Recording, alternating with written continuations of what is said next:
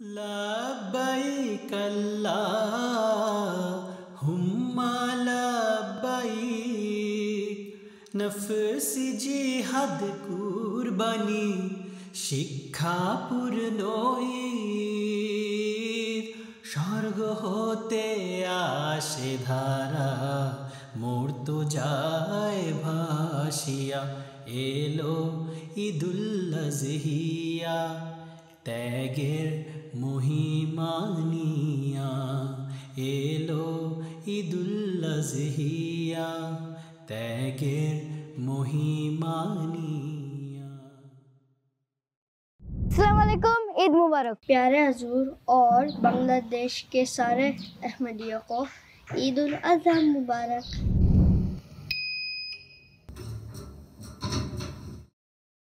ईद मुबारक, ईद मुबारक, ईद मुबारक। কি ব্যাপার আরহাম, আজকে ঈদের দিন তোমার মনটা খারাপ কেন? কারণ আজকে গরু জবাই থেকে আমার অনেক মায়া লাগছিল। আচ্ছা, ঈদের দিন গরুগুলোকে কেন জবাই করে ফেলে? আমি তো জানি না। তাহরিম, তুমি কি জানো? মনে হয় গরু মাংস খাওয়ার জন্য। আরে না, সবাইকে আর গরু জবাই দেয় নাকি? অনেকে তো ছাগলও জবাই দেয়। আসসালামু আলাইকুম, ঈদ মুবারক। ওয়ালাইকুম আসসালাম, খায়ের মুবারক। বসেন। লুকমান হাসান আরহাম, মনটা খারাপ কেন? আজকে ঈদের দিন তো মন খারাপ হওয়ার কথা না। কারণ আজকে আরহামের গরু জবাই দেখে খুব মায়া লেগেছিল। কুরবানির দিন জবাই সবার মায়া লাগবে, আমাদেরও মায়া লাগে, কিন্তু ইতিহাসটা তোমাদেরকে জানতে হবে। তোমরা যখন ইতিহাসটা জানবে রাসূল ইসলামের এবং ইসলামের ইতিহাস, তখন তোমরা আর এই কুরবানির দিনটাতে মায়া লাগবে না, আনন্দই লাগবে। আচ্ছা দাদা ভাই, কেন আমরা কোরবানি ঈদে গরু ছাগল জবাই করি? হযরত ইব্রাহিম ইসলাম তার দুয়ার বরকতে আল্লাহ তাআলা তাকে শেষ বয়সে একটা পুত্র সন্তানের জন্ম গর্ভধারণ করেছেন। আর বিবি হাজেরা, এই বিবি আল্লাহ তাআলা জন্মগ্রহণ করছেন, নাম হলো হযরত ইসমাইল আলাইহিস সালাম। উনি একটু বড় হইলেন, উনারকে বড় হওয়ার এক পর্যায়ে হযরত ইব্রাহিম ইসলাম উনাকে নির্জনে মা সহ ছেলেকে মক্কার এক নির্জন স্থানে রেখে আসছেন, যাকে আমরা মক্কা নগরী বলি, কাবা শরীফ বলি। ওইখানে রেখে আসছেন, রেখে আয়সা পড়তেছেন। বিবি জিজ্ঞাসা করলেন হাজেরা যে আমাদেরকে এখানে নির্জনে রেখা যাচ্ছেন? ইব্রাহিম ইসলাম ইশারা বললেন যে আল্লাহ তাআলার নির্দেশ। ইসমাইল ইসলামের মা বললেন যদি আল্লাহ তাআলার নির্দেশ হয় তাহলে আলহামদুলিল্লাহ আছি। ছেলে বড় হইলেন, বড় হওয়ার পর বাবাকে জিজ্ঞাসা করতেন ছেলেকে, বাবা যে আচ্ছা আমি তো একটা স্বপ্ন দেখছি, আল্লাহ তাআলা আমাকে এই স্বপ্ন জানাচ্ছেন যে তোমাকে কুরবানি করতে হবে, তুমি কি রাজি? সন্তান বললেন যে আলহামদুলিল্লাহ, যদি আল্লাহ তাআলা চেয়ে থাকেন আর তোমার ইচ্ছা হয়ে থাকে আমি কুরবানিতে প্রস্তুত। হযরত ইব্রাহিম আলাইহিস সালাম যখন সন্তানকে শোয়াইলেন, ছড়ি চালাবেন, তখন আল্লাহ তাআলা বারণ করলেন যে হে ইব্রাহিম থামো, তোমার কুরবানিকে আমি খোদা গ্রহণ করিলাম। এখন কুরবানি তো একটা করতে হবে।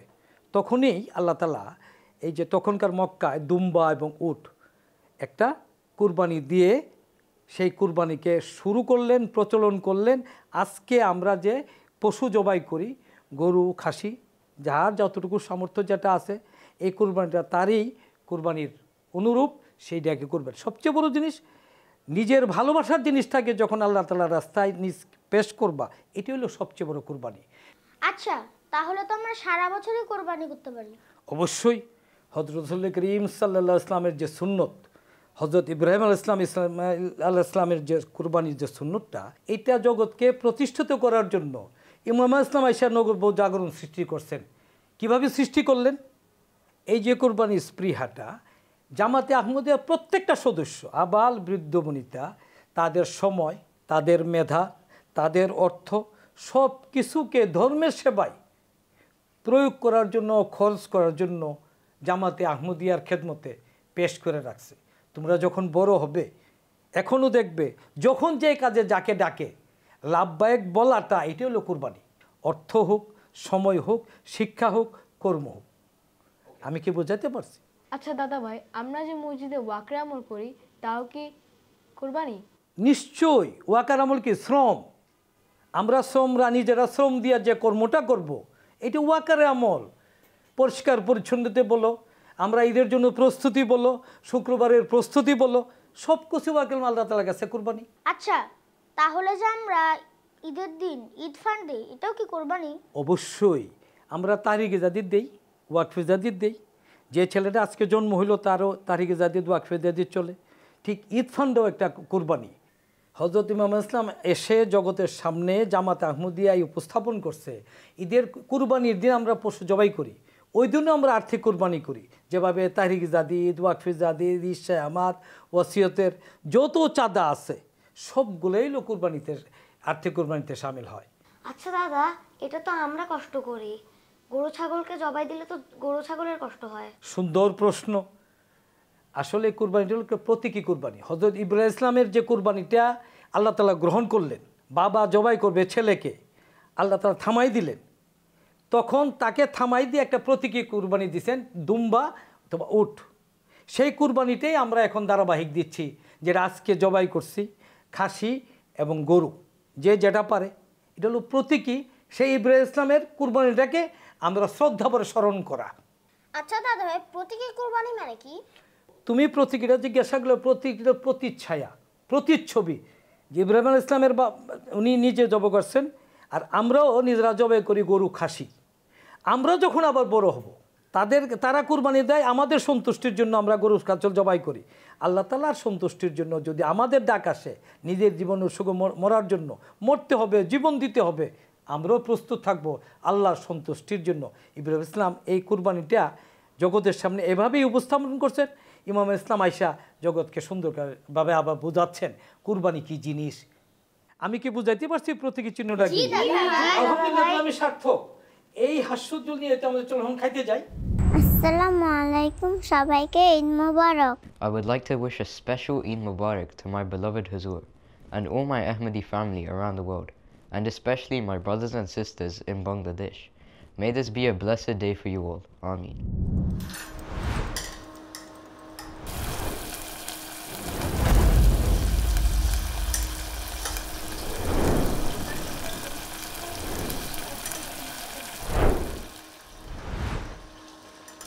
আসসালামু আলাইকুম, ঈদ মুবারক। আমি এখন যেই রান্নাটা করব সেটা হচ্ছে কড়াই বিফ। তো পাকিস্তানে এটা সচরাচর এমনিতে সবাই সবসময় খেয়ে থাকে। তো ওইটাকেই আমি একটু আমার নিজের মতো করে মডিফাই করার চেষ্টা করেছি। আমি আমার মতো করে একটু ইনগ্রেডিয়েন্টস আরও এক্সট্রা কিছু দিয়ে রান্না করার চেষ্টা করেছি। আপনারা এইভাবেই রান্না করে খেয়ে দেখবেন যে কেমন লাগে। বেসিক্যালি কড়াই বিফ যেভাবে করে তার মধ্য থেকেও আমি কিছুটা একটু মডিফাই করার চেষ্টা করছি নিজের থেকে।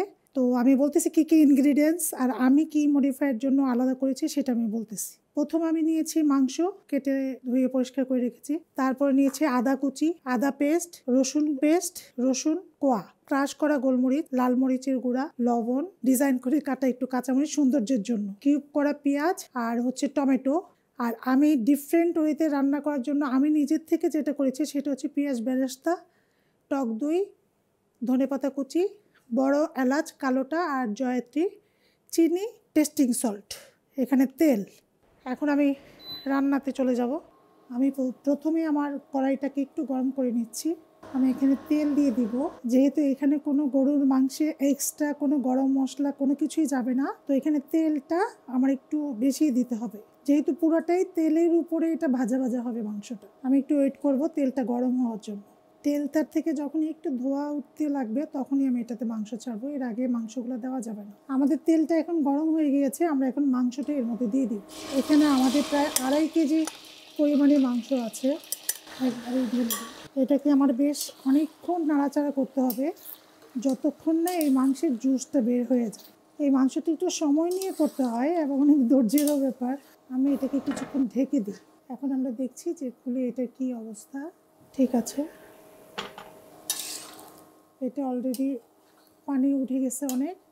যতক্ষণ পানি থাকবে ততক্ষণ আমরা এটাকে চুলায় রাখবো। যতক্ষণ তেল না ভাসবে ততক্ষণ পর্যন্ত আমরা অন্যান্য ইনগ্রিডিয়েন্টসগুলো দিতে পারবো।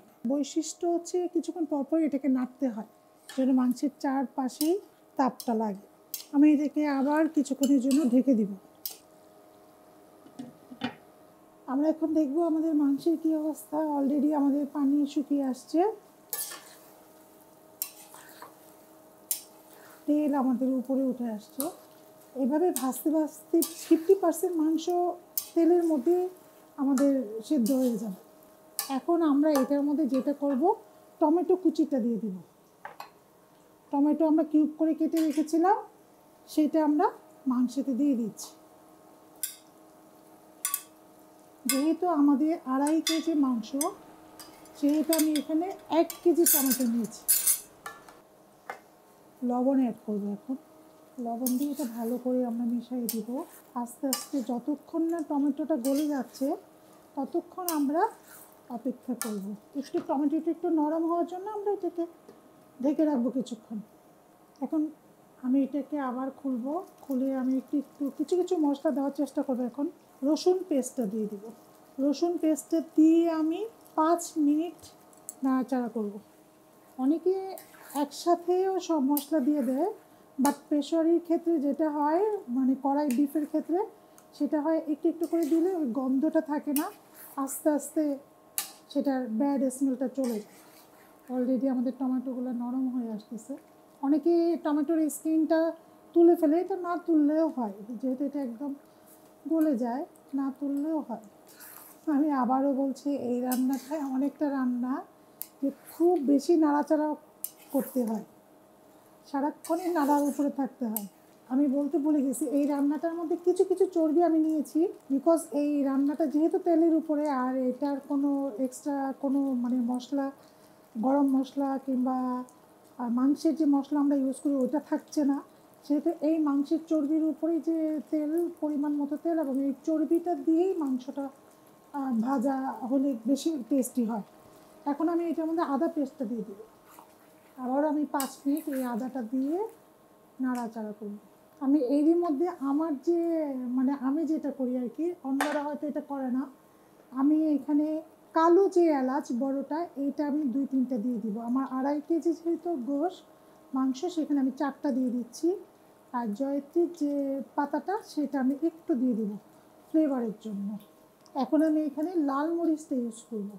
স্পাইসিটা অবশ্য যার যেরকম পছন্দ করে সেই রকমই দিবে, তবে আমার মনে হয় গরুর মাংসের ক্ষেত্রে একটু ঝাল হলে ভালো লাগবে। যেহেতু এখানে আমার গোলমরিচ যাবে, কাঁচা মরিচ যাবে, সেহেতু আমি একটু কম দিয়েছি। তারপর টেস্টের উপর ডিপেন্ড করবে কে কীরকম খায়। এখানে আমি কোনো হলুদ, তারপরে জিরা, ধনিয়া এগুলো আমি ইউজ করিনি। অলরেডি দেখতেই পাচ্ছেন যে আমাদের হলুদ ছাড়াই আমাদের মাংসের সুন্দর একটা কালার এসছে।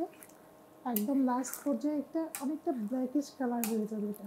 এখন এখানে আমি একটু কালো গোলমরিচের গুঁড়া পরিমাণ মতো, আমার যেরকম, আমার আসলে মেপে পারি না, আমার যেরকম মনে হয় ওরকমই আমি দেওয়ার চেষ্টা করি।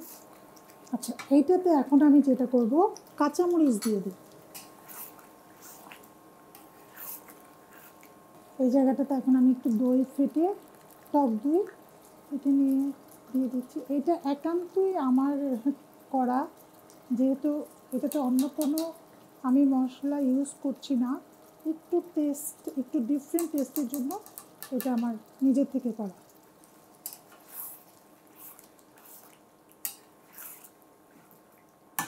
আমি আবার এটাকে একটু ঢেকে দিব কিছুক্ষণের জন্য। এখন আমি খুলে দেখবো এটার কী অবস্থা। অলরেডি এটা লেগে যাচ্ছে, প্রায় হয়ে গেছে আমাদের অনেকখানি, 50% থেকে 60% মাংস আমাদের অলরেডি হয়ে গেছে। এখন আমরা যেটা করব, আমরা এখানে রসুনের কোয়াগুলো আমি দিয়ে দিব, আদা কুচি দিয়ে দিব, আর যেটা করব সেটা হচ্ছে আমার এই কিউব করে কেটে রাখা পেঁয়াজগুলো। আমি এখানে পেঁয়াজের পরিমাণ বেশি নিয়েছি, কারণ হচ্ছে এখানে মাংসের পরিমাণ 2.5 কেজি। এটা আমার ইচ্ছা, কেউ চাইলে নাও দিতে পারেন। একটু টেস্টিং সল্ট, আর যেহেতু আমি টেস্টিং সল্ট ইউজ করছি সেহেতু এখানে আমি একটু চিনি ইউজ করব, যাতে টেস্টিং সল্টের যে খারাপ ইয়াটা থাকে সেটা আর থাকে না। আমি এটাকে আবার কিছুক্ষণের জন্য ঢেকে দিব। টেম্পারেচারটা একটু কমিয়ে দিয়েছি, এটার জন্য আমরা 5 থেকে 10 মিনিট একটু ওয়েট করব। এখন আমরা দেখব আমাদের প্রায় শেষের দিকে হয়ে আসছে আমাদের মাংস। এটাকে গার্নিশের জন্য আমি একটু এখানে পেঁয়াজ বেরেস্তা দিয়ে দিচ্ছি, ধনেপাতা বেশ অনেকখানি ধনিয়া পাতা দিব। আর এখানে আমি আমার মানে নিজের মতো করে একটু ঘি দিলাম, একটু জিনিসটাকে রিচ করার জন্য, টেস্টটাকে একটু ডিফারেন্ট করার জন্য। আমার মাংস প্রায় হয়ে গিয়েছে। তো এটার পাশাপাশি আমি যেটা করব, সবাই তো ঈদের দিন অনেক ধরনের মিষ্টি খায়, তো আমি যেটা করব সেটা হচ্ছে গার্লিক মাশরুম উইথ চিকেন। আমি গার্লিক মাশরুমের চিকেনটা ইউজ করি বিকজ বাচ্চারা খেলে খুব পছন্দ করে এবং কোয়ান্টিটিও বাড়ে, কোয়ালিটিটাও খুব ভালো হয়। তো এটা দেখবেন কিছুক্ষণ পরে আমি আবার এটা নিয়ে আপনাদের সামনে উপস্থিত হব ইনশাল্লাহ। তো এই ছিল আমার কড়াই বিফ। আমি এখন এটা আমার শেষ রান্না। আমি এটার পরে ওই যে স্ন্যাক্সটা করব, বিকেলে যে নাস্তাটা বানাবো সেটার জন্য আমি চলে যাচ্ছি পরবর্তী রাউন্ডে। দেখা যাক কী হয়, আপনারা দেখবেন আশা করি। আমাদের কড়াই বিফ অলরেডি কমপ্লিট। এখন আমরা যেটা যাচ্ছি বিকেলের নাস্তা, বিকেলে একটা স্ন্যাক্স তৈরি করব, সেটা হচ্ছে garlic mushroom with chicken. Garlic মাশরুমে আমি কি কি ইউজ করতেছি সেটা আপনাদের আমি একটু দেখিয়ে দিই। প্রথমে যেটা আমাদের লাগতেছে বাটার, সয়া সস, লবণ। এটা আমাদের অবশ্যই লাগবে, যেহেতু গার্লিক, অতএব গার্লিকের পরিমাণ অবশ্যই বেশি হতে হবে। সস, ধনেপাতা, কাঁচামরিচ কুচি, চিলি ফ্লেক্স। এখন আমরা আমাদের রান্নায় চলে যাচ্ছি। গার্লিক মাশরুম, আর এটা বাটার ছাড়া কখনোই আমরা মানে চিন্তা করতে পারি না, এটা বাটার অবশ্যই লাগবে এবং পরিমাণে খুব ভালোই লাগবে। বেশ অনেকখানি বাটার এখানে ইউজ করতে হয়। গার্লিকের উপরে নামটাই হচ্ছে গার্লিক মাশরুম, সো এখানে আমাকে অনেক বেশি গার্লিক ইউজ করতে হবে। আমি এটা না গলা পর্যন্ত আগেই দিয়ে দিচ্ছি। এটার সাথে সাথে গার্লিকটাও আমার ভাজা ভাজা হতে থাকুক।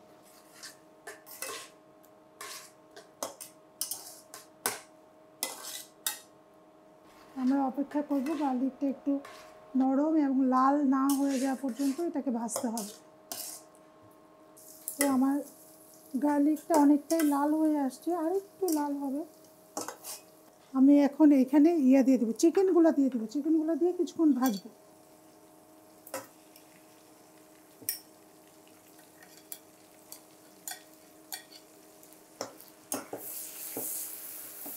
এটা তো বেসিক্যালি গার্লিক মাশরুম, যেটা হচ্ছে আমি এখানে চিকেন ইউজ করে আমার বাচ্চারা কি খুবই মজা পেয়েছে এবং আমার রিলেটিভরা যারা আছে ওরাও খুব মজা করে খায় এটা। বিকজ আমি আবার ওই গার্লিক মাশরুমটাকে একদম শুধু মাশরুমের উপর না রেখে আনুষঙ্গিক ওই যে আমার মতো করে বরাবরের মতো কিছু চেষ্টা করি এক্সট্রা কিছু করার জন্য।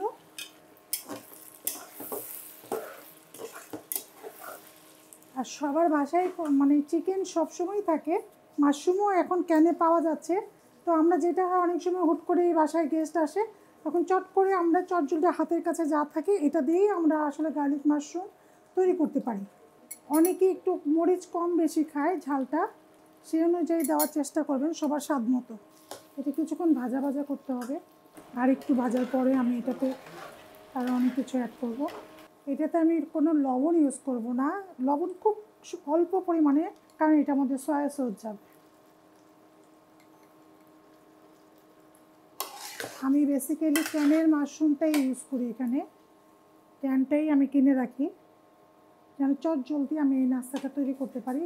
এখন এখানে আমি কিছু চিলি ফ্লেক্স দিয়ে দিব, আর দিয়ে দিব বেশ অনেকখানি টমেটো সস, কেচাপ, যে যেটাই বলেন।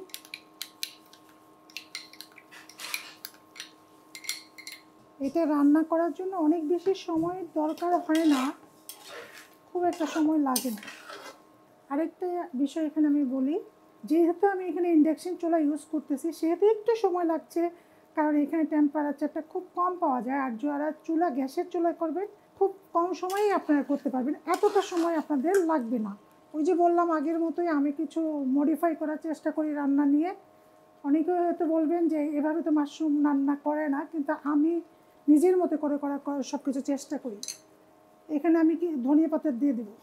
আমার রান্নাটা প্রায় শেষ হয়ে আসছে।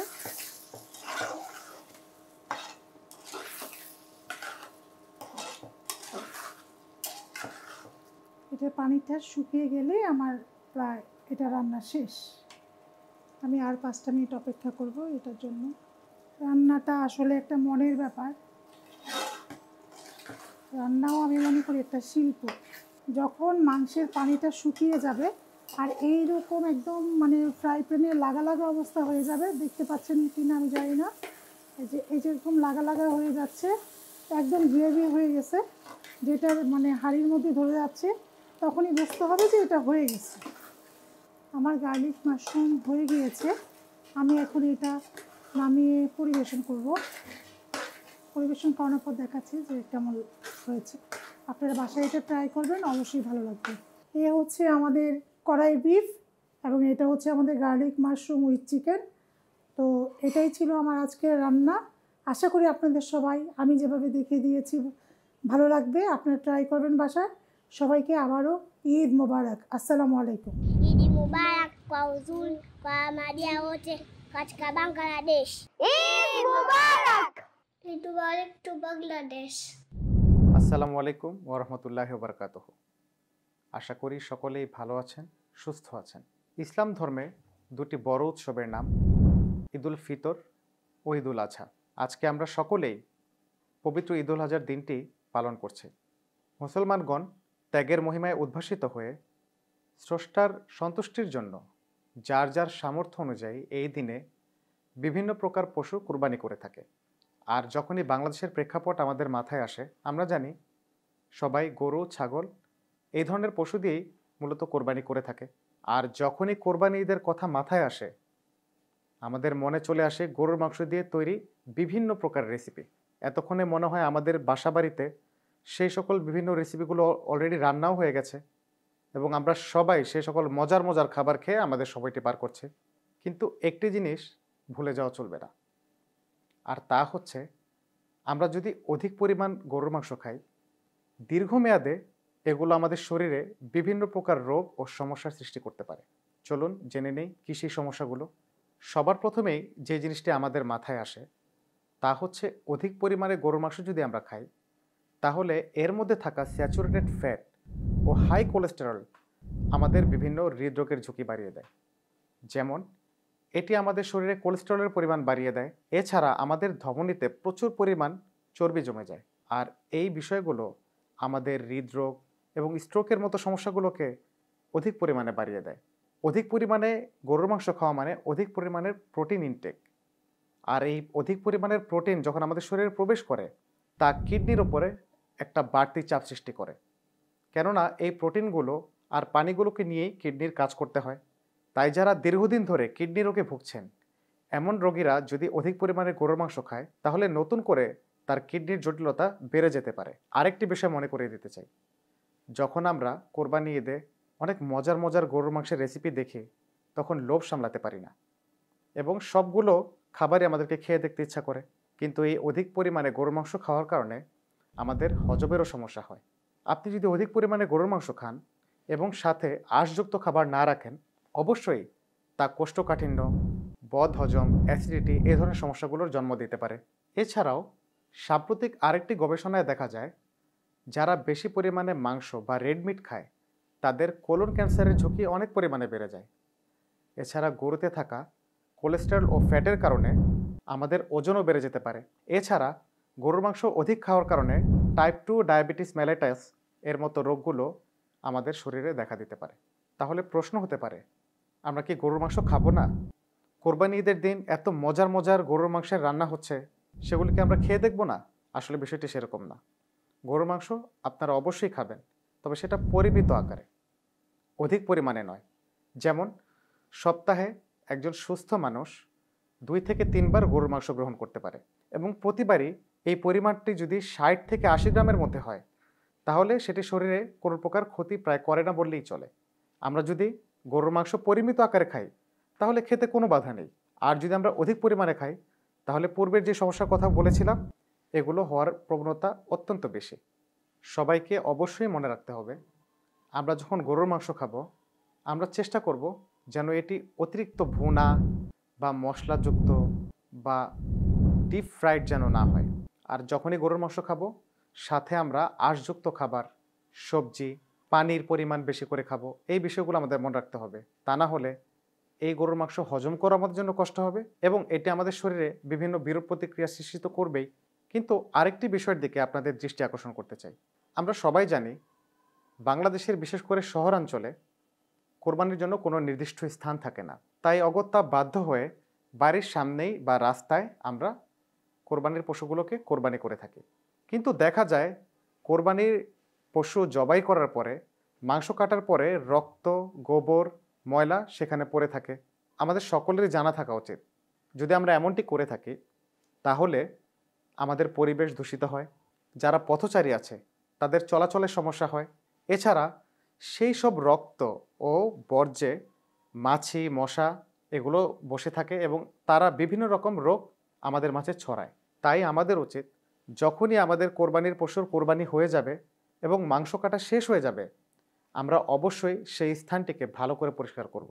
পানি দিয়ে রক্ত ও বজ্র যা আছে সব ভালো করে ধুয়ে ফেলব এবং উচ্ছিষ্ট যে ময়লাগুলো থাকে তা প্লাস্টিকের ব্যাগে করে নির্দিষ্ট স্থানে ফেলব।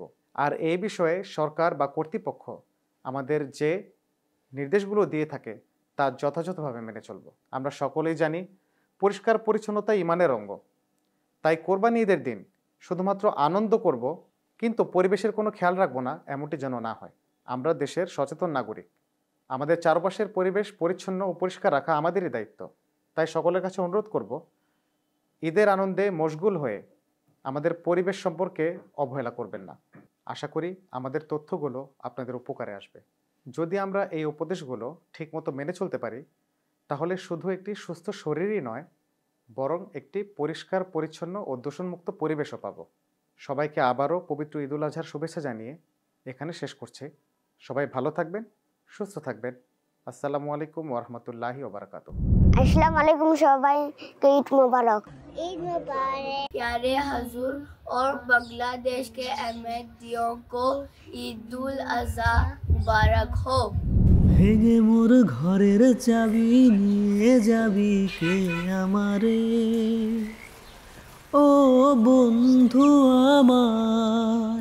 ভেঙে মোর ঘরের চাবি নিয়ে যাবি কে আমারে, ও বন্ধু আমার।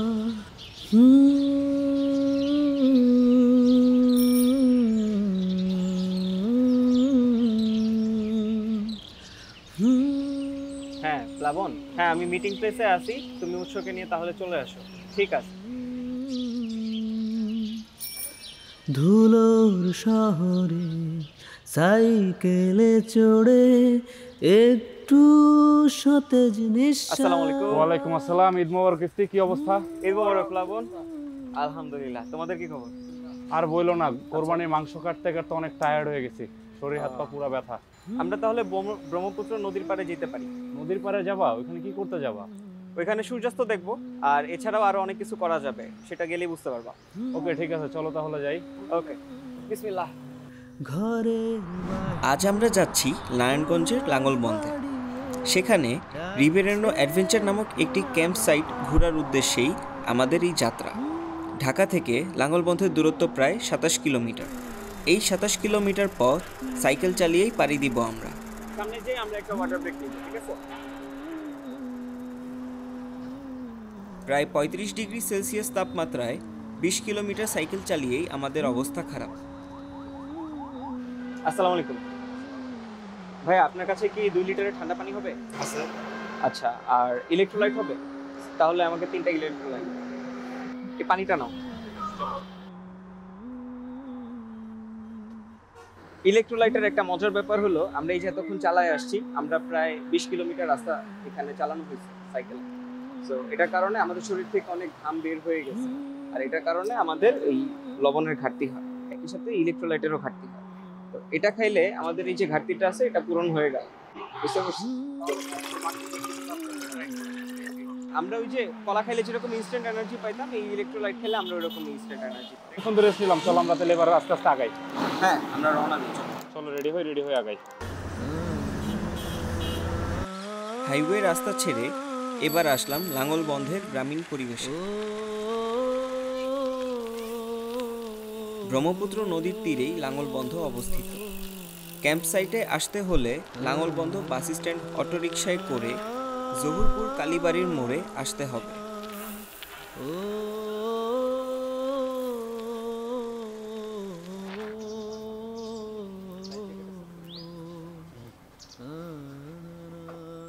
এত সুন্দর নদীতে মাছ ধরার সুযোগ কোনোভাবেই হাতছাড়া করা যাবে না। এটা হচ্ছে আমার ফিশিং গির, এটা আমার এই জায়গায় অ্যাড করতে হবে প্রথমে, এরপরে হচ্ছে আমরা স্পিডটাকে লম্বা করব। তুমি আমার প্রসেসটা একটু ভালোভাবে দেখাও, আমি একটু শিখতে চাই।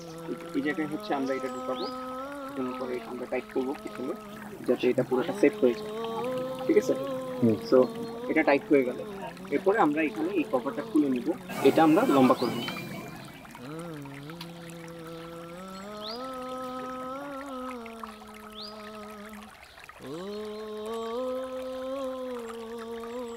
অনেকক্ষণ তো হয়ে গেল, মাছের তো দেখা পাচ্ছি না। তুমি কি একটু ছিপটা উঠিয়ে দেখবে যে মাছ পাওয়া যাচ্ছে কিনা? হ্যাঁ, একটু টান দিয়ে দেখি, দাঁড়াও। এই এটা মাছ নাকি? মনে হচ্ছে একটা মাছ উঠছে। তাড়াতাড়ি ধরো, তাড়াতাড়ি করো। এই উৎস দেখো, আমরা মাছ ধরছি। এই মাছ, এটা আমরা শিং মাছ পাইছি একটা।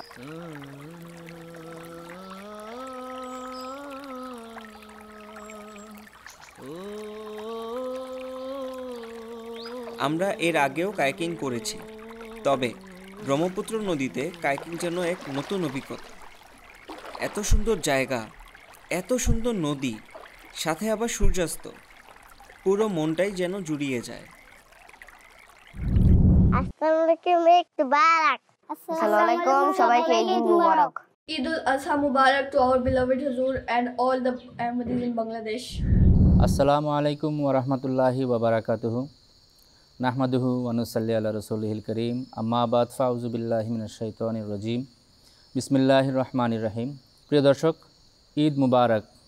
এমটিএ বাংলার ঈদ উপলক্ষে বিশেষ আয়োজন নজম মাহফিল নিয়ে আবারও আমরা বরাবরের মতো এসেছি। এই অনুষ্ঠানের মাধ্যমে আমরা বাংলাদেশের আনাচে কানাচে নজম গায়কদের নিয়ে, তাদের গাওয়া নজম নিয়ে আমরা এই অনুষ্ঠানটি সাজিয়ে থাকি। এবারের পর্বে আমরা জামিয়া আহমদিয়া বাংলাদেশের ছাত্রদের দিয়ে এই অনুষ্ঠানটি সাজিয়েছি। তাদের যে নজম শেখার যে ঘটনাবলী, সেই ঘটনাবলী আমরা তাদের কাছ থেকে শুনবো এবং পাশাপাশি তাদের গাওয়া নজম শুনবো। আমার ডান পাশে আছেন দরজা রাবিয়ার ছাত্র সুলাইমান আহমদ। আসসালামু আলাইকুম। এরপর আছেন মাহবুব আহমদ রাফি, দরজায় রাবিয়া। আসসালামু আলাইকুম ওয়া রাহমাতুল্লাহি ওয়া বারাকাতুহু। এবং বাম পাশে আছেন দরজা সানিয়ার ছাত্র সানোয়ার আলী ইরফান। আসসালামু আলাইকুম ওয়া রাহমাতুল্লাহ। এবং সবশেষে আছেন দরজা উলার ছাত্র ইকরাম হোসেন বিকাশ। আসসালামু আলাইকুম ওয়া রাহমাতুল্লাহ। সুলাইমান, কেমন আছো? আলহামদুলিল্লাহ, আল্লাহ তাআলার ফজলে ভালো আছি। আপনি কেমন আছেন? জি আলহামদুলিল্লাহ, আমিও ভালো আছি। আমি প্রথমেই তোমার কাছ থেকে শুনতে চাইবো যে তুমি নজম কিভাবে শিখলে? জাযাকাল্লাহ। আমার বাড়ি ব্রাউনবাড়িয়া জামাতে। আমি যখন 9 থেকে 10 বছর তখন থেকেই ব্রাউনবাড়িয়া জামাতের আয়োজিত সকল ধরনের ইজতেমা, ওয়াকফেনো ইজতেমা, টিটি ক্লাস, তালিম তরবিতি ক্লাস, সেই ইজতেমাগুলোতে অংশগ্রহণ করতাম। তো সেই ইজতেমাগুলোতে আমাদের শ্রদ্ধেয় শিক্ষক যারা ছিলেন তারা মৌলভী মোহাম্মদ সলিমুল্লাহ সাহেবের বিশেষ সান্নিধ্যানে তাদের ছাত্র ছিলেন। তো তাদের ছাত্র থাকাকালীন সময় আমার সৌভাগ্য হয়েছে তাদের কাছ থেকে নজম শেখার। এভাবেই খাকসারের তাদের নজমের প্রতি একটা টান সৃষ্টি হয় এবং নজমের প্রতি ভালোবাসা সৃষ্টি হয়। মানে শিক্ষাগুরু হিসেবে তুমি ছেলেবেলাতেই তাদের একটা টাচ পেয়েছো। এছাড়া ফ্যামিলি থেকে কার অনুপ্রেরণা পেয়েছো? নজম শেখার পেছনে আমার সবচেয়ে বেশি অবদান ছিল আমার মায়ের। তো আমার মা শেখানো যে প্রথম নজমটা ছিল সেটি ছিল প্রতিজ্ঞা নজম, যেটি মরহুম মৌলভী সলিমুল্লাহ সাহেবের লেখা। তো সেই নজম দিয়েই আমার যাত্রা শুরু হয় সবার সামনে আর কি। আচ্ছা, আমি জানি তুমি বাংলা নজমের পাশাপাশি উর্দু নজমও চর্চা করো এবং প্রায়ই আমাদের জামিয়ার যে বিভিন্ন অনুষ্ঠানে এবং এছাড়াও কেন্দ্রীয় জলসাতে তুমি কাসিদা পরিবেশন করেছো। তো এই পর্যায়ে তোমার কাছে একটি হামদিয়া কালাম হযরত মসিহ মাউদ আলাইহিস সালাম রচিত অর্থাৎ কালামে মসিহ থেকে একটি নজম শুনতে চাই। হামদো সানা উসি কো जो ज़ात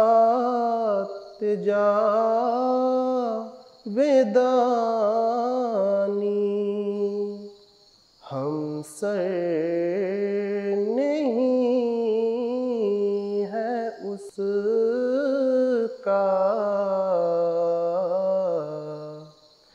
कोई न कोई सानी बाकी बाकी वही हमेशा गैर उसके सब है फानी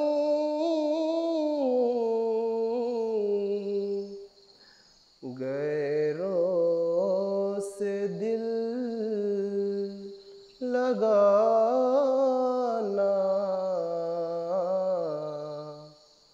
झूठी है सब कहानी सब गैर है वही है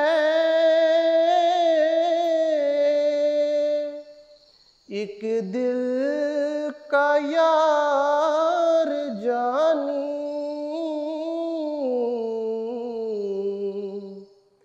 दिल में मेरे यही है सुबहान मैया रानी। মাশাআল্লাহ, সুবহানা মাইয়া রানী। হযরত মসিহ মাউদ আলাইহিস সালাতু ওয়াস সালাম রচিত অনবদ্য একটি নজম রচনার যে গাঁথুনি, পাশাপাশি সেই একটি উপযুক্ত এবং মনোমুগ্ধকর সুর যদি হয় তাহলে সেই নজম একটি ভিন্ন মাত্রা পায়, যেটি আমরা সুলাইমান আহমদের কাছ থেকে এই নজমটি শুনলাম। মাশাআল্লাহ, চমৎকার হয়েছে। এবারে আমরা আমাদের এই অনুষ্ঠানের সর্বকনিষ্ঠ সদস্য দরজায়ে উলার ছাত্র ইকরাম হোসেন বিকাশ, তার কাছে যাব। বিকাশ, তুমি নজম কিভাবে শিখলে? আমার জন্মস্থান মাহিগঞ্জ রংপুরে। তো আমি আমার যে নজম শেখার আগ্রহ বা নজম পড়ার আগ্রহটা, এটা সর্বপ্রথমে আমি আমার মায়ের কাছ থেকেই শিখি। আমার মা যখন অবসর সময়ে থাকতো তখন প্রায় সময় নজম বলতো, গুনগুন করতো, নজম গুনগুন করতো। তো আমি সেখান থেকেই সর্বপ্রথম নজমটা শুনি, আম্মুর থেকেই প্রথম আগ্রহ হয়। এছাড়াও যখন ইজতেমা হতো, প্রতিযোগিতা হতো, তো দেখা যেত যে তালিম তরবিতি ক্লাসে নজম শিখাতো বা সবাই খোদ্দাম আতফাল সবাই একসাথে নজমের ক্লাস হলে সবাই নজম বলতো। তো অনেকের নজম শুনে আমার মাঝেও আগ্রহ জাগতো, এভাবেই আমার নজমের প্রতি আগ্রহ আসে। আমি একটি মজার বিষয় এখানে বলি যে আমরা দেখেছি যে তালিম তরবিতি ক্লাসের সময় যে বিভিন্ন তো মানে পিরিয়ড হতো, তাই না? তো বা বিভিন্ন ক্লাস হতো বিষয়বস্তুর, তো সেখানে ধরো যে বিভিন্ন তবলিগি মাসলা মাসাইল যে ক্লাস, যেগুলো একটু মানে মুখস্থ করার বিষয়, সেই সমস্ত ক্লাসে উপস্থিতি কম থাকতো, কিন্তু নজমের ক্লাসে একেবারে ক্লাস মানে হাউসফুল থাকতো, ঠিক না? এমন কারণ এই নজমটা নিয়ে সবারই আগ্রহ। একটা মানুষ মানে কোনো আতফাল বা খুদ্দাম যতটুকুই গাইতে পারুক কিংবা না পারুক, সে চেষ্টা করে কিংবা শুনতে ভালো লাগে, তাই না? তো এই পর্যায়ে আমি তোমার কাছ থেকে আরেকটি নজম শুনতে চাই। তুমি কি নজম পরিবেশনা করবে, বাংলা না উর্দু? আমি একটি নজরুল গীত পরিবেশন করব। নবী মোর পরশমণি, নবী মোর সোনার খনি, নবী নাম জপে যে জন সেই তো দোজাহানের ধনী। ওই নামে সুর ধরিয়া পাখি যায় গান করিয়া, ওই নামে সুর ধরিয়া পাখি যায় গান করিয়া, ওই নামে মজনু হইল, ওই নামে মজনু হইল মাওলায় আমার কাদের গনি। নবী মোর পরশমণি, ওই নামে মধু মাখা, ওই নামে জাদু রাখা, ওই নামে মধু মাখা, ওই নামে জাদু রাখা, ওই নামে আকুল হয়ে, ওই নামে আকুল হয়ে ফুল ফোটে সোনার বরণী। নবী মোর পরশমণি, নবী মোর সোনার খনি, নবী নাম জপে যে জন সেই তো দোজাহানের ধনী। নবী মোর পরশমণি। মাশাআল্লাহ, চমৎকার হয়েছে, দারুণ হয়েছে। প্রিয় দর্শক, আমরা হযরত মসিহ মাউদ আলাইহিসসালাম রচিত এবং তার খলিফাগণের রচিত নজমগুলো আমরা সবসময় চর্চা করি। পাশাপাশি বাংলাদেশের প্রেক্ষাপটে মৌলভী সলিমুল্লাহ সাহেব সহ আরও যারা তরুণ লেখক আছেন তাদের নজমও আমরা চর্চা করে থাকি। পাশাপাশি আমরা আল্লাহর ফজলে বাংলার জাতীয় কবি কাজী নজরুল ইসলাম লিখিত নজরুল গীতিও, যেগুলো হামদিয়া কালাম কিংবা নাতিয়া কালাম আছে, সেগুলো সমান তালে আমরা গুনগুন করি, প্র্যাকটিস করি। তো তারই আমরা প্রমাণ আমরা দেখতে পেলাম ইকরাম হোসেন বিকাশের কাছে। অত্যন্ত চমৎকারভাবে তিনি নাতিয়া কালামটি উপস্থাপন করেছেন। এবারে আমি আসতে চাই দরজায় সানিয়ার ছাত্র সানোয়ার আলী ইরফানের কাছে। ইরফান, তুমি নজম কিভাবে শিখলে? আসলে নজমটি আমার ছোটকাল থেকে আমাদের বাসায় আম্মু বা ভাইয়া ক্যাসেটে নজম প্লে করতেন। প্রায় সময় দেখা যেত যে নজম চলতেছে, তো সেখান থেকে একটা নজম শোনার যে আগ্রহ সেটা জেগে ওঠে। কিন্তু মূলত নজম গাওয়ার পেছনে মরহুম মৌলানা আব্দুল আজিজ সাদেক সাহেবের একটা বিশাল অবদান রয়েছে। আমার জন্ম আহমদনগরে এবং বড় হওয়া আহমদনগরেই। তো যখনই তিনি আমার সম্পর্কে মামা হবেন তিনি, তো মামা যখনই আহমদনগরে আসতেন তো দেখা যেত যে তিনি ছোট ছোট বাচ্চাদেরকে, আমরা যখন 9-10 বছর বয়স আমাদের, তো তিনি আমাদের সবাইকে একত্র করতেন। আর দেখা যেত যে তার পাঞ্জাবের পকেটে লজেন্স ভরা থাকতো, যে বাচ্চাদেরকে একসঙ্গে করে তিনি বলতেন যে কে নজম বলতে পারে, কে আমাকে কি শোনাবে। তো কেউ দেখা যেত কেউ কোরআন তেলাওয়াত করে শোনাচ্ছে, বা কেউ কবিতা আবৃত্তি করছে, বা কেউ নজম গাচ্ছে। তো সেখানে দেখা যেত যে সেই লজেন্স পাওয়ার উসিলাই আমরা কিছু নজম পরিবেশন করতাম। সেখান থেকে নজম গাওয়ার যে একটা ইচ্ছা বা মনোবাসনা তা তৈরি হয়। তারপর থেকেই নজমের যাত্রা শুরু হয়। তো আজ কি নজম শোনাবে, বাংলা নজম না উর্দু নজম? উর্দু। আচ্ছা, হযরত মসিহ মাউদ আলাইহিসসালামের এক নজম পেশ করছি। এ খুদা কার সাজো এ বপোশো কিরদগার এ মেরে প্যারে মেরে मोहसिन मेरे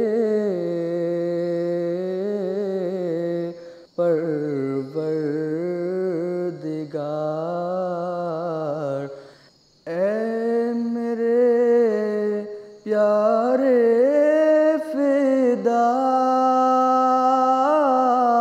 हो तुझ पे हर जर्रा मेरा फेर दे मेरी तरफ ऐसा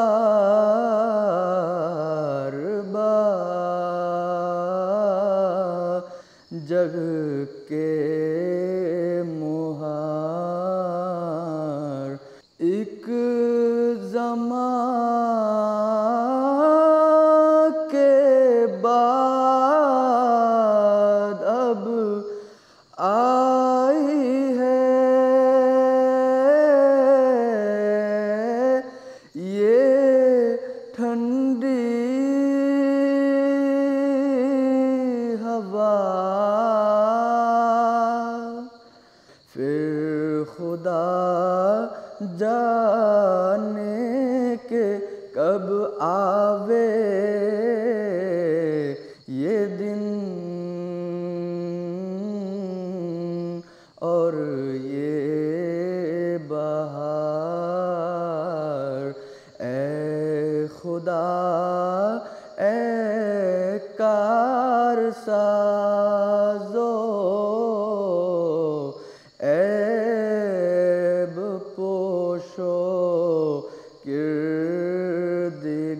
किरदगार ऐ मेरे प्यारे मेरे मोहसिन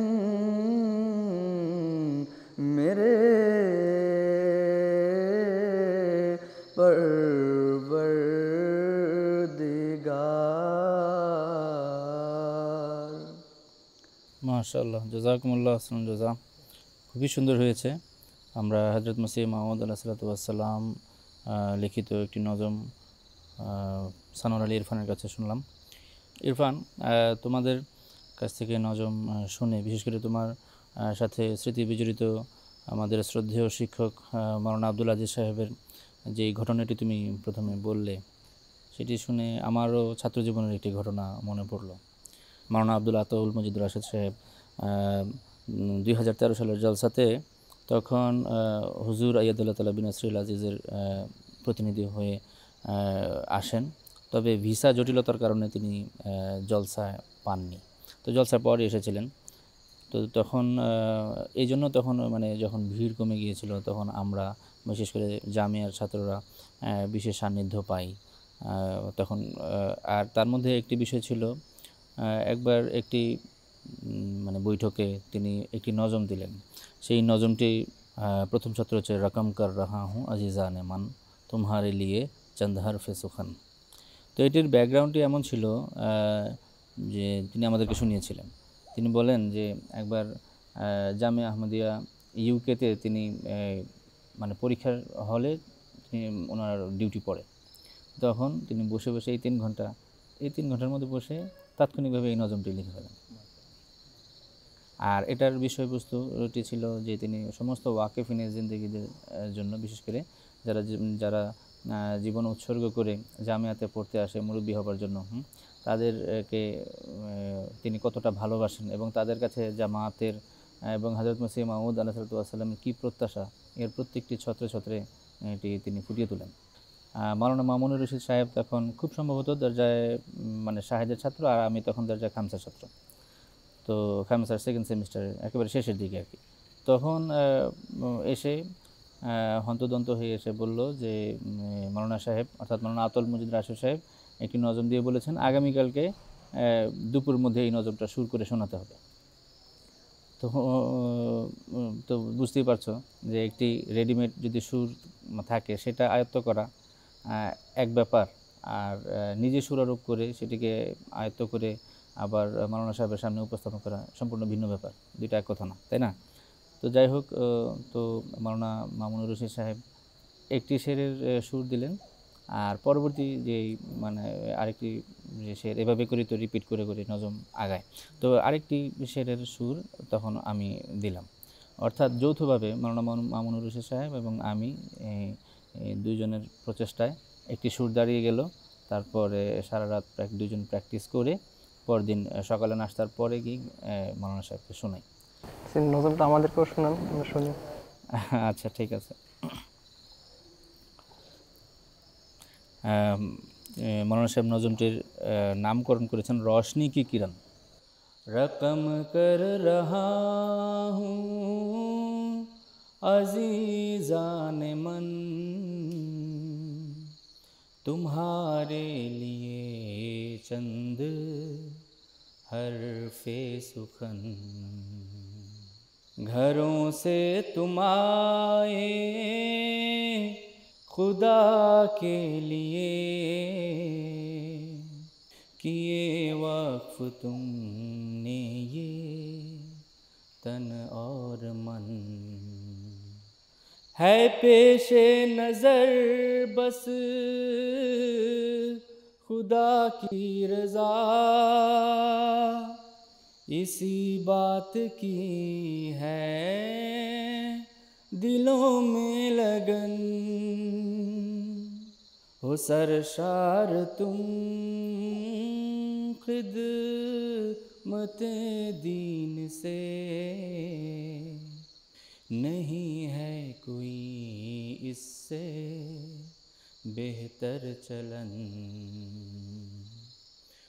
फरिश्तों का साया है सर पर मुदाम, हो अज़्मे जवां सर पे बांधे कफन, फाकी हर दम नसीब, दुआएं खलीफा की हर दम नसीब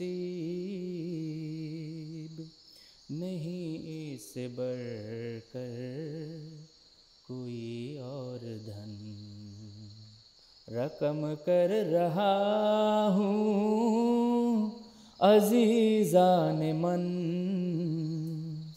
रकम कर रहा हूँ अजीज़ान मन तुम्हारे लिए चंद हरफे सुखन तुम्हारे लिए चंद हरफे सुखन। তো এই ছিল নজমটি। নজমটি শুনে মনে হলো যেন আমাদের উদ্দেশ্যেই নজমটি লেখা হয়েছে। একদম তিনি সম্পূর্ণরূপে মনে প্রাণে এবং অন্তর থেকে বিশেষ করে জামিয়ার ছাত্রদেরকে এবং ওয়াকিফিনে জিন্দেগি যারা আছেন এবং ওয়াকিফিনে জিন্দেগি হিসেবে যারা জামাতে তথা প্রকৃত ইসলামের সেবাদান করছেন। এবারে আমি মাহবুব আহমদ রাফি, আমি তোমার কাছে আবার আসছি। তোমার কাছে শুনতে চাই তোমার নজম শেখার, বিশেষ করে আমরা আমাদের জামিয়া আহমদিয়া বাংলাদেশে যে সমস্ত ইভেন্ট বা অনুষ্ঠানগুলো আয়োজিত হয় সেখানে বেশি ক্ষেত্রে তোমাকে উর্দু নজম আমরা পড়তে দেখতে পাই। এছাড়াও কেন্দ্রীয় জলসায় তুমি দলগত কাসিদা কিংবা উর্দু নজম পড়েছ। তো এই যে উর্দু নজম শেখা, চর্চা করা, সেটি কি তোমার জামিয়াতে এসে না জামিয়াতে আসার আগে থেকেই তুমি চর্চা করতে? জাযাকাল্লাহ। প্রথমে জানিয়ে নিই, আমি আহমদনগর জামাতের সদস্য, এখানে স্থানীয়। নজম শেখার পিছনে সর্বপ্রথম আমার মায়ের অনেক অবদান রয়েছে। সর্বপ্রথম কাকতালীয়ভাবে হলেও মিলে গিয়েছে যে আমার বন্ধু সুলাইমানের মতো আমার মাও আমাকে সর্বপ্রথম প্রতিজ্ঞা, যেটি মৌলভী মোহাম্মদ সলিমুল্লাহ সাহেবের লেখা, এই রচিত নজম, আহমদি ছেলে আমি দাবি মোর কষ্ট উদ্ধার করি আমি যারা পথভ্রষ্ট, এই নজমটি। জি, এটি আমার মা আমাকে শিখিয়েছিলেন। তখন আমার বয়স 4 কি 5 বছর। আমার মনে আছে এই নজমটি সর্বপ্রথম আমি সারসিতে আমাদের একটি ওয়াকফেনো তালিম তরবিয়তি ক্লাস হয়, তার উদ্বোধনী অনুষ্ঠানে বলা হয় কেউকে নজম পেশ করার জন্য, তো আমি হাত তুলে দাঁড়িয়ে এই নজমটি পেশ করি। সেখানে এই নজমটি পড়েছি। আচ্ছা, এইটা গেলো আমরা শুনলাম তোমার বাংলা নজমের শেখার বা চর্চা করার যেই ঘটনা বা গল্প। আর উর্দু নজম তুমি কিভাবে আয়ত্ত করার শিখলে? উর্দু নজম শেখার ক্ষেত্রে ছোট থেকে এমটি দেখার একটি অবদান রয়েছে। মা সবসময় এমটি দেখার জন্য টাকাটা দিতেন।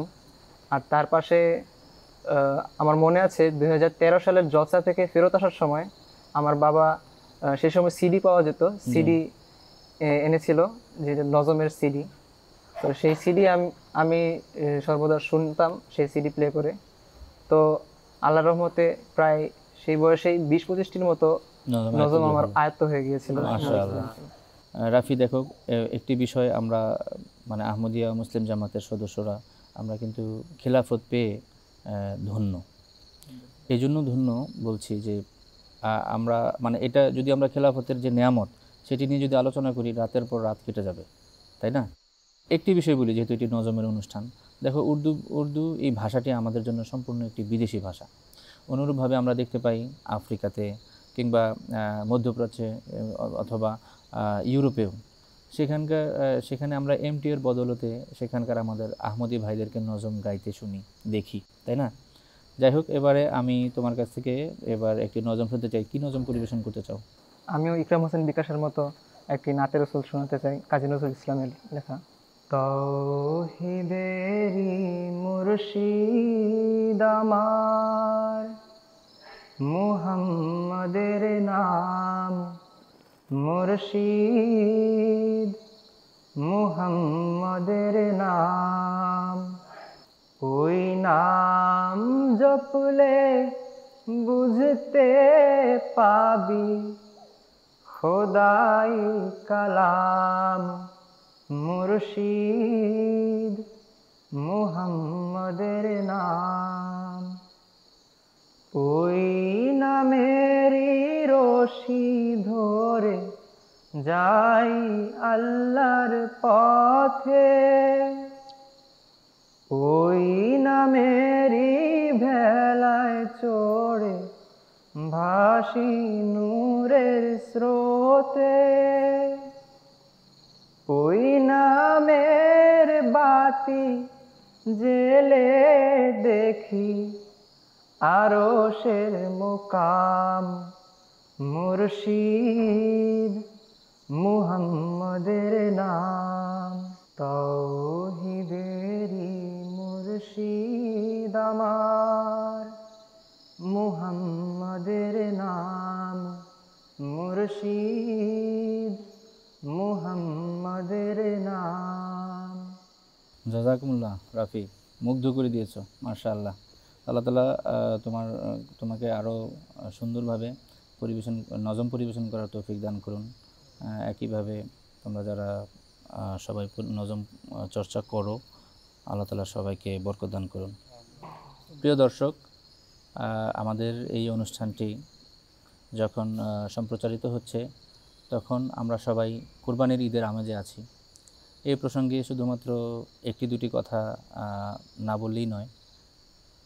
কুরবানির ঈদ যেন আমাদের প্রত্যেক মুসলমানের ঘরে কুরবানির প্রকৃত চেতনা নিয়ে আসে। হযরত আকদাস মসিহে মাউউদ আলাইহিসসালাতু ওয়াসসালাম খুতবায়ে ইলহামিয়া, যে আরবি অনবদ্য পুস্তক, সেখানে হযরত মসিহে মাউউদ আলাইহিসসালাতু ওয়াসসালাম বলেছেন যে একজন প্রকৃত মুসলমানের কর্তব্য হচ্ছে কুরবানির প্রকৃত চেতনা এবং কুরবানির প্রকৃত স্পিরিট নিয়ে ঈদ উদযাপন করা। এবং সেটি কি, যেভাবে আল্লাহ তাআলা বলেছেন কোরআন কারীমে, ইন্না সালাতি ওয়া নুসুকি ওয়া মাহইয়ায়া ওয়া মামাতি লিল্লাহি রাব্বিল আলামিন। অর্থাৎ একজন প্রকৃত মুসলমানের যে হৃদয়ের আর্তনাদ আল্লাহ তাআলার সমীপে, সেটি হচ্ছে, হে আমার পরওয়ারদিগার, এই নামাজ এবং আমার এই কুরবানি এবং আমার এই জীবন মরণ সমস্তই তোমার জন্য নিবেদিত। দেখতে দেখতে আমরা অনুষ্ঠানের একেবারেই শেষাংশে আমরা পৌঁছে গিয়েছি। আমাদের এই যে নজম, এই নজম আমাদের জন্য একটি সুস্থ শিল্প চর্চা, সুস্থ বিনোদনের একটি উৎকৃষ্ট মাধ্যম। এর মাধ্যমে আমরা, এই অনুষ্ঠানের মাধ্যমে আমরা সমাজের কাছে এই বার্তাই দিতে চাই, আমরা যেন ঈদের যে মূল আনন্দ, ঈদের যে মূল স্পিরিট বা চেতনা, সেটি থেকে আমরা বিন্দুমাত্র বিচ্যুত না হই এবং আল্লাহ তাআলার সমীপে যেন আমরা কবুলিয়তের মর্যাদা লাভ করতে পারি। প্রিয় দর্শক, যেতে যেতে আমরা আমাদের জাতীয় কবি কাজী নজরুল ইসলামের ঈদ উপলক্ষে লিখিত একটি নজরুল গীতি পরিবেশন করতে করতে আমরা বিদায় নিচ্ছি। সবাইকে ঈদ মোবারক। আল্লাহ তাআলা আমাদেরকে প্রকৃত মুসলমান হয়ে প্রকৃত কুরবানির চেতনা নিয়ে ঈদ উদযাপন করার তৌফিক দান করুন। ঈদ মুবারক। আসসালামু আলাইকুম ওয়া রাহমাতুল্লাহি ওয়া বারাকাতুহু। নাই হলো মা বসন ভূষণ এই ঈদে আমার, নাই হলো মা বসন ভূষণ এই ঈদে আমার। আল্লাহ আমার মাথার মুকুট, আল্লাহ আমার মাথার মুকুট, রসুল গলার হার। নাই হলো মা বসন ভূষণ এই ঈদে আমার। হেরা গুহারি হীরার তাবিজ, হেরা গুহারি হীরার তাবিজ, কোরআন বুকে দোলে, হাদিস ফেকা বাজুবন্দ দেখে পরাণ ভোলে। হাতে সোনার চুড়ি যে মা হাসান হোসেন মা ফাতেমা, হাতে সোনার চুড়ি যে মা হাসান হোসেন মা ফাতেমা, মোর অঙ্গুলিতে অঙ্গুরি মা, অঙ্গুলিতে অঙ্গুরি মা, নবীর চার ইয়ার। নাই হলো মা বসন ভূষণ এই